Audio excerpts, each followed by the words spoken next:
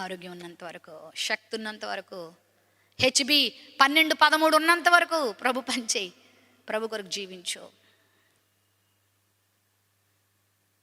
వైజాగ్లో ఒక తమ్ముడు తెలుసు నాకు, లుకేమియా అనే వ్యాధి వచ్చింది. దగ్గుతుంటే రక్తం పడేది మంచి యవనంలో.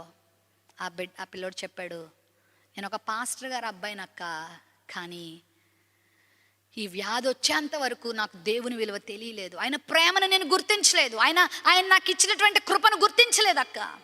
ఎప్పుడైతే ఆ వ్యాధి వచ్చిందో సిఎంసి రాయవెల్లూరులో ఆ అబ్బాయికి ట్రీట్మెంట్ ఇస్తున్నప్పుడు నరకం చూశాను అక్క. నేను స్పైనల్కి అతని వెన్నుముకని డ్రిల్ చేసి, మనకి ఇంజెక్షన్ ఫ్లష్కి ఇస్తారు, క్యాన్సర్ పేషెంట్లకి ఫ్లష్కి ఇస్తే అవ్వదు, డ్రిల్ చేసేవారంట. బోన్ని డ్రిల్ చేస్తుంటే నరకం. చాలామంది పారిపోయి వెళ్ళిపోయేవారంట, మేము సావనన్నా చేస్తాం కానీ ట్రీట్మెంట్ చేసుకోమని. కానీ అబ్బాయి ట్రీట్మెంట్ చేసుకున్న తర్వాత దేవుడు బ్రతికించాడు. బ్లడ్ 2, 3కి వెళ్ళిపోయేది. 2, 3 హెచ్బి ఉంటే ఏం బతుకుతారు వాళ్ళు?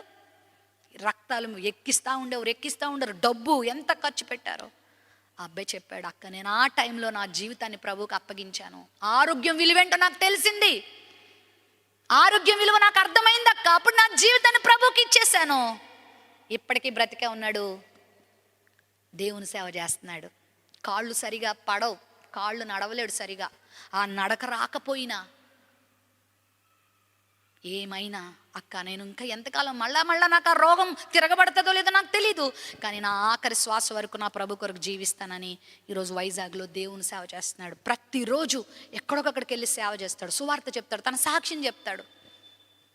నువ్వు చెప్తున్నావా? చెప్పకపోయినా నీకు ఇచ్చిన సంఘంలో నమ్మకంగా బ్రతుకుతున్నావా? ఖాళీ ఉంటే నిద్రపోవడం, నిద్రపోతనమే బైబిల్లో చాలామందికి కీడు తీసుకొచ్చింది. చంపుకో నిద్రని. 6 గంటల కంటే ఎక్కువ నిద్రపోతున్నావంటే నీవు జీవితంలో నష్టపోయే మార్గంలో వెళ్తున్నావు. నిద్ర తగ్గించుకో.